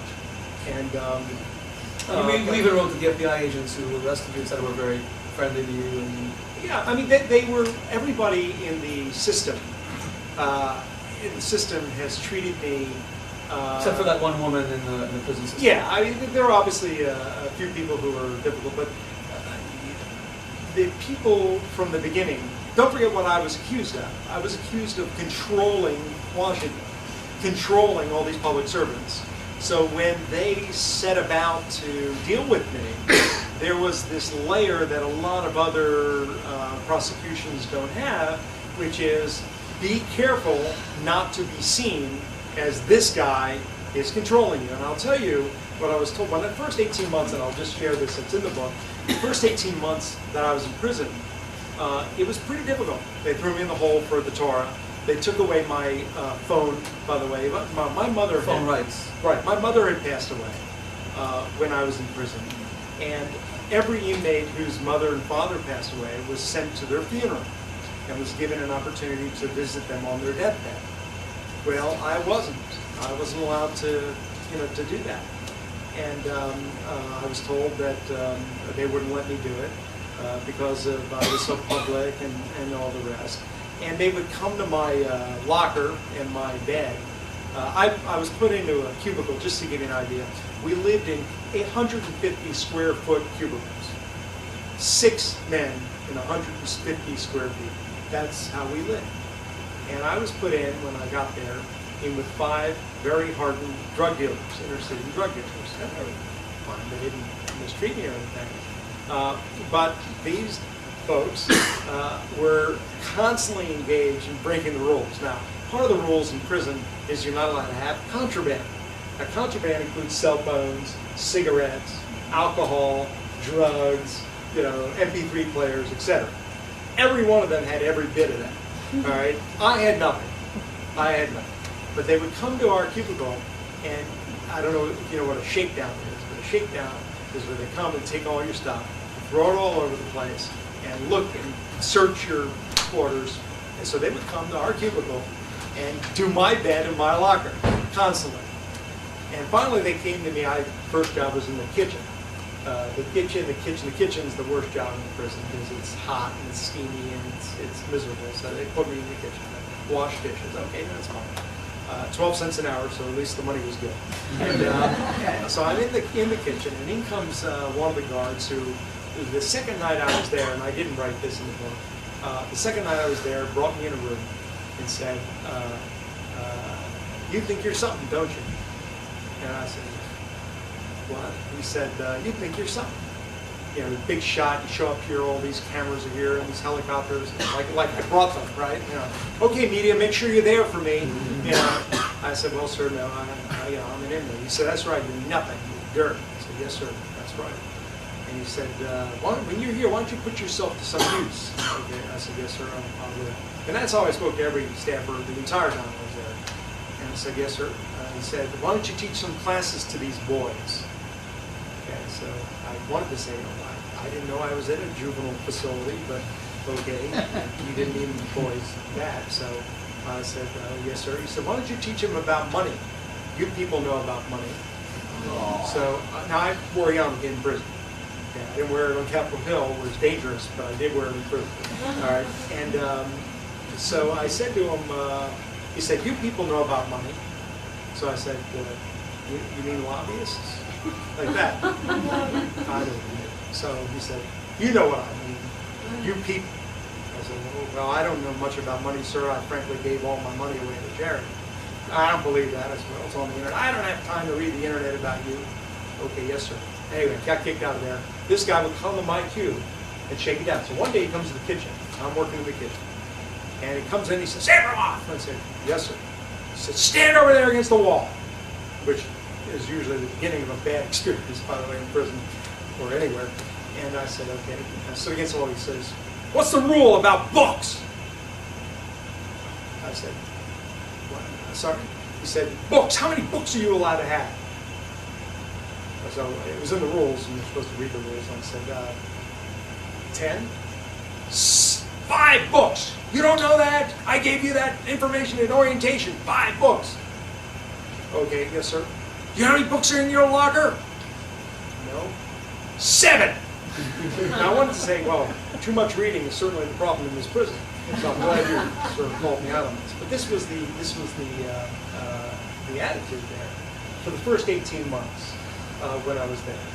And Just focus on this. Yeah. Are you still angry at people? no, I'm not angry. Are you angry? Can I ask you something? Do you have any anger towards Ralph Reed? No, I'm not angry. In the book, you seem to imply that maybe No, I think you misread it. I mean, I think you've got to read, when you read my book, and by the way, when I was on Lawrence O'Donnell, he had the same misread, and so did Piers Morgan, but most of the other people got it. But basically, what I'm trying to do... Well, you certainly say that Ralph Reed lost his political future, you say at least by 10 years. That is undeniable. I mean, he did.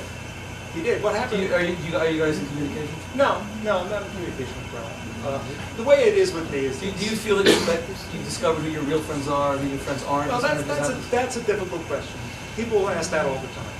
You know, watch out, you're going to learn who your friends are and your friends aren't. Did you What learn I who your focused friends on, hold on. What I focused on was who my friends are, not who my friends aren't. It's not important to me if somebody abandoned me or feels bad about me. What was amazing to me is the people who came forward who I didn't realize were so amazing, so wonderful. That called my wife, my wife, suffered more than I did. My kids suffered more than I did. I was in prison. It was horrible, by the way. There wasn't a minute I was in prison where I wanted to be in prison. It was horrible. But the people who stepped forward as friends were amazing. Now, in terms of Ralph and people like that, everyone, I took the decision at the beginning as follows. I was this big national boogeyman. Okay, this horrible creature, monster, embarrassment. People running they were over like 200 cartoons in the papers. Some of them were congressmen running out of the Congress as this big black hat descended on the building. So there was this sensation and it was true that I was like just typhoid Mary or whatever. And so I decided that I didn't want to put people in an uncomfortable position. So you even friends of mine. No, hold on. So what I did was, I didn't call people, but I accepted calls. I made myself available if people reached out to me. If they didn't reach out to me, I didn't reach out to them. I didn't want to put them in an uncomfortable position. And most people reached. A lot of people, Ralph didn't. All right, so he had his own reasons, and that's fine. And I don't begrudge him. When I talk about Ralph in the context of our experience, it's part of the story. All right, for me to palliate it would be dishonest. So you're not waiting for score settling. You want to settle the score. How am I going to settle the score? How do you settle? That's a question. How do you I settle? will not come to any. Yeah, but how do you settle the score of being in prison for 1,299 nights? How do I settle that score? No, I guess my question is. Let me phrase the questions. My last question on the personal, then I want to move to the more from the microcosmic to the macrocosmic in the United States and lobbying and government. Yeah. I guess my final question is this: you paid a big price. Like I said, those of you who will read the book, the last few chapters are very sad and very moving. The absolute fall that Jack experienced is tremendous. I mean, I remember reading the stories when they were coming out in newspapers in I guess the mid-2000s. But then you sort of disappear. We knew you went to jail and that was it. But that's where those chapters become so powerful. I knew some of the story from the media, but that I did not know. But then, no doubt, amidst wanting to repent sincerely, and I think you're on a courageous journey where you're prepared to talk about a lot of this stuff instead of just duck it. And no doubt you might have become more forthcoming as time goes on and become more comfortable in this posture. But there's got to be some anger towards the people who maybe shared some culpability, who denied it or particularly supported Jewish education, which was our sort of focus. And while I was a lobbyist, I didn't wear a yarmulke at work. I never wore a yarmulke at work, and I never wore a yarmulke at work because, frankly, I was in the political business, and there were going to be enemies, and there were going to be fights, and I didn't want my faith to be judged for the battles I was in. And people who were close to me certainly knew I was Jewish. People who worked for me and were close to me knew that I was observant. But I didn't make an outward show of my religiosity in the sense of wearing a yarmulke or being outwardly religious, mainly because I knew that I was in a rough world and that it could be, at some point, Hillel Hashem, the desecration of God's name. I never dreamed, of course, what would happen. I mean, no one. The irony, actually, one of the many ironies of my life is when I started getting involved in politics. I became head of the student wing of the Republican Party, President Reagan's lobby. They came to me and talked to me about running for office and about moving me back to California. And this is the White House to run for Congress and to room me for this and this and that. And that was right around the time I got married. And my wife and I decided that I wasn't ever going to run for office because we didn't want our personal family business dragged through the media. Right? It's kind of funny, actually, if you think about it. Well, not funny, maybe gallows humor as to what eventually happened. But I didn't want to have ever that occur. So when I came apart, when my emails were splashed all over the news, and Senator McCain sort of subpoenaed everything and started releasing selectively emails into the Washington Post, and I was sort of falling into this abyss. And hopefully, again, nobody's experienced this kind of unbelievable plunge in your life. It's weird. Look, I was in politics. I was used to the up and down and the bumps in the road and the rough and tumble. I was used to it. And I was a movie maker, by the way, which is the other business you want to be in if you kind of are adverse to that. So when this started, just a little bit of a tangent, when this started, there was an article in the Washington Post. And the reporter who wrote the article wrote, as they often will do, what they'll do is they'll write the article in its entirety, and then they'll come interview you at the last minute. So that they can say, I interviewed him. And they hope, most of the time they hope you just turn them down, but if you don't turn them down, great, you want to get something. So I did the interview with her. And it was pretty evident she was hostile. I was trying to explain the other side of things, that I did do some good, for my clients and for others, but wasn't interested. The article came out on a Saturday night, late Saturday night. The Washington Post website posted the article, and I read it. I thought, all right. So what are they saying? I charged a lot of money to my clients. There were articles in the New York Times, the Wall Street Journal saying the same thing. And we had them on our firm's website, as sort of a billing advertisement or something like that. And the firm sent me emails saying, well, it's not so bad. Why don't we put it on the website? To give you an idea of how this started, what was in my head. And I thought, all right, it'll be over in a few days, But that's the big deal. Well, then a couple days later, Senator McCain jumped in, subpoenaed all the emails, called for a hearing, and I started to realize, well, it's not going away yet. And then my firm fired me a week or so later, which to me was an incredible shock and a blow. I was bringing tens of millions of dollars in there. I had reordered and reconstructed their whole firm. I thought that they naturally would help me, fight with me, not against me, if they didn't.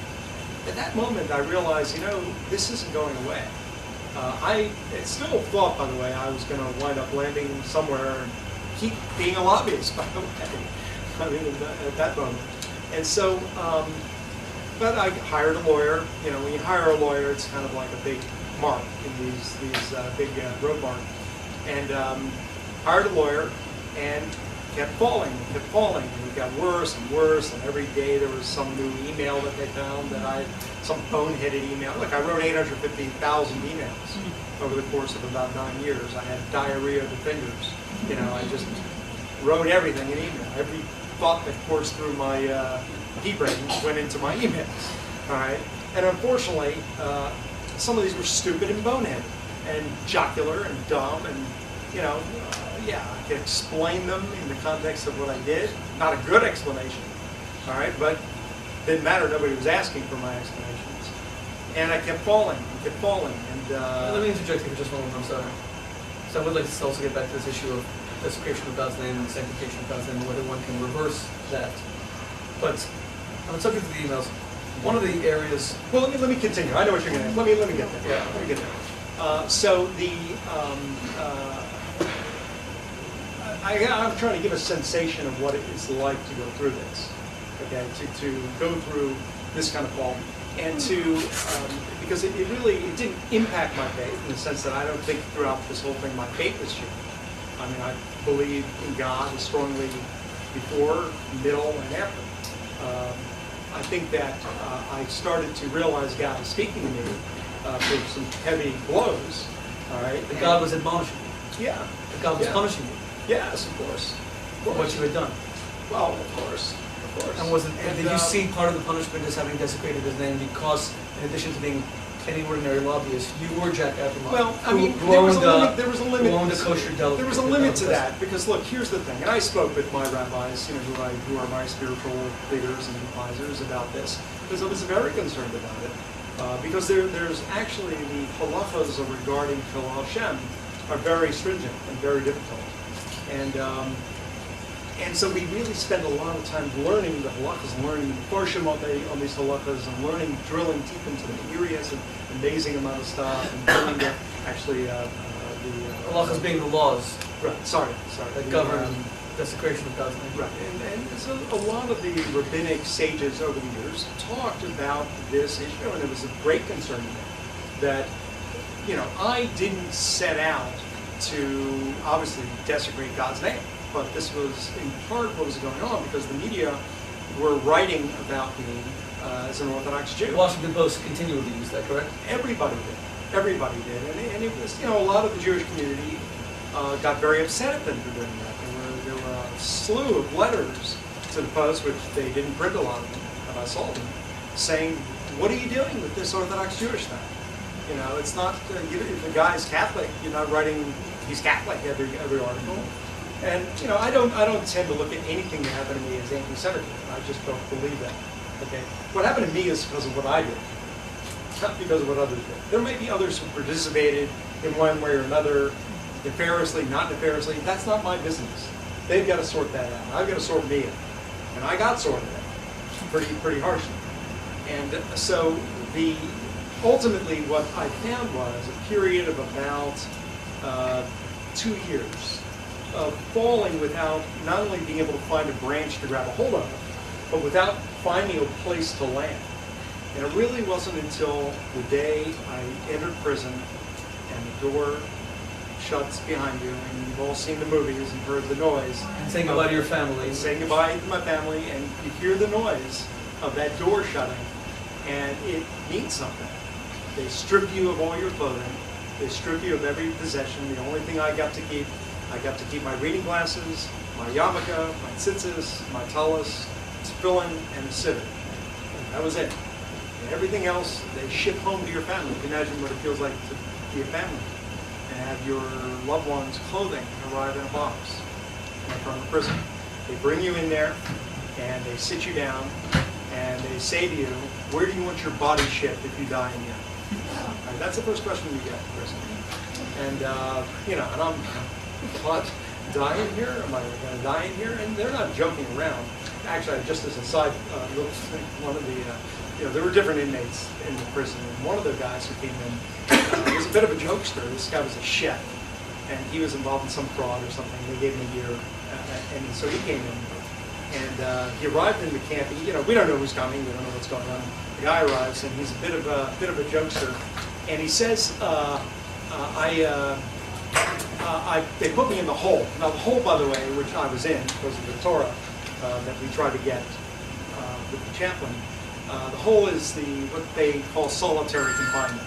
but it's not solitary. You tried to get a anymore. Torah because you had 10 men who were there, Right, quorum of 10 for prayer. right. You needed a Torah for the Right. services. And I worked for the there chaplain. was a rabbi who was a reform rabbi who was a chaplain. No, he wasn't the chaplain. He Oh, was he an wasn't the outside. chaplain? Yeah, the chaplain was a minister, and I worked for him. I was his clerk. You and tried to get a Torah, but Right. they said it was outside prison channels. No, what happened was this. The chaplain gave us a series of steps we had to do. I wrote them down. And I gave them to the Jewish volunteers who came in.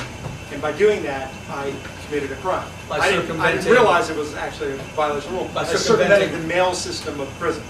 And I was called, did that, and we didn't get the Torah, by the way, at that point. And I was called in to the guard station area, and I was taken and thrown in the hole, which is this horrible place, with a very small cell, and the lights are on all the time. It's misery, over Shabbos, and a few days later. Anyway, this guy was, just to finish this, just to give you an atmosphere of the prison, this guy comes in, and he said he was in the hole. We said, why were you in the hole? He said, because when they asked me, where do I want my body shipped? When I get there, I said, please send it to Kate Hudson. So, obviously he got the joke from then on. Prison's not a joke. So anyway, just to sort of size. Okay, we have a lot of ground to cover, so we're gonna let's keep everything a bit tighter. There's a lot of ground I want to cover. Okay, so I'm sorry to belabor this point, but if you acknowledge that your actions were a desecration of God's name, and you told me that caused you great pain because people did acknowledge that you were a man of faith and orthodox, do you now see that do you believe that your current path can somehow be a sanctification of God's name? That if people say, oh, he did this, and he was an Orthodox Jew, whether or not the newspaper should have mentioned that or not, but they did. Right. Is there a way of them now saying, you know what? It wasn't only his fall in prison that caused him to have pangs of conscience for what he did, and it wasn't only the slamming of that prison door, it wasn't only the fact that he was deprived of attending his own mother's funeral, it wasn't only the fact that he was pulled away from his family for 3.5 years with 300 minutes a month or whatever it was you were allowed to communicate. It was also that the religion to which he is committed, he began to examine it more deeply and acknowledge that what he had done was wrong, and now he wants to put it right based on the same religious principles, because like I said, Maimonides says that if you do something bad, real bad, you have to do 3 things. You have to acknowledge it and stop. You need to put it right, but finally you need to do things differently. Now if you disappear from the public sphere, you can't do things differently because you've decided, you know what, people hate me, they're going to say that everything I say is not sincere anyway. Sorry. You're saying some. Okay, so is that a part of it? Do you want people to connect the dots? Yeah. That you believe you can sanctify God's name, or do you feel the Jewish community is always going to say, you know what, Jack Abramov, not kosher. I don't care how much he wants to change. We can't forgive him for the shame he brought on our community and on us. Just like, for example, when I was organizing this event, and I'm sorry for the candor of this conversation, but I take you seriously, and I feel that I'm paying you a compliment by taking you seriously instead of asking questions that are not real. And I'm taking the subject seriously, and I think that it's a very important subject. Like I said, we always talk about scandal in America, we never talk about repentance. People have a right to make things right. When I told people that I'm close to that I'm doing this event, I shared with you, some of them strongly tried to dissuade me and said that why would I make an effort to bring you back into the community at all? And then I said, well, I don't get it. Isn't the whole argument of the prison system in America rehabilitation? And if so, if he's been 3.5 years, shouldn't we be engaged in that process of rehabilitation before we even look at spiritual issues, religious issues like repentance? And one of the things they said to me was that the noise created was too great. It's going to be hard to undo that. And the second thing they said was, so if you could address that, the second thing they said was that you had harmed other people through this process, that there were other people who had, suffered, as it were. I'm saying what they said. That other people had suffered, that other people had ended up going to jail, etc., etc. So how could it be made right given those 2 circumstances? That there was a great outcry, it was a very public event, and that secondly, there were other people who suffered. You used the term when we spoke on the phone, collateral damage. No, I mean both. The people who went to jail were participants. I mean, that's got to be clear. I mean, they're collateral damage. People who suffered as a consequence of these things that I and others did. I mean, the people who went to prison, unfortunately, I paid for them. Some of them are in prison right now, just having entered prison. And I don't want to see anybody go to prison, frankly, unless they're violent or threat in that way, but that's the way America is. Of course, I have immense pain for all of that. In terms of the community, first of all, look, I can't, no one can live their life worried that everybody's going to like it, everybody's going to be, okay, we forgive you. All I can do is try to do the right thing. By me, the right thing is a number of things, and it includes what I am doing now, which frankly I'm getting attacked for immensely. And I think some of the people who responded, not necessarily the Jewish community, but the political folks who responded to you, are outraged, up in arms, that I've sort of opened the door to discuss what that world is. And it would have been much easier, you're right, for me to just go away and stay quiet. And frankly, that would have been my preference. I'm not a genius, but I'm not too much of a knucklehead that I couldn't figure out a way to make some money and sort of live my life quietly. And it probably would have been better on many levels. But So why are you doing this? because several reasons. First of all, I'm doing it because I want to make some recompense if I can. It's perhaps it's not a lot of recompense, but I want to try to. I'm in a position where I rose to a certain position within that world, where I experience things, saw things, know things that very few people do. There are very few people, for better or for worse, who got where I got. Now, in those rooms, things are going on that are not good for the country. I was doing them myself. I didn't, as I said when we spoke before, I didn't sit down and say, I shouldn't be doing them. I did do them. But I have this knowledge, so it is something, it's a commodity, it's useful, if it's applied and employed in a way to repair, to the degree that it's possible to repair. I think certainly our tradition and faith, as you said,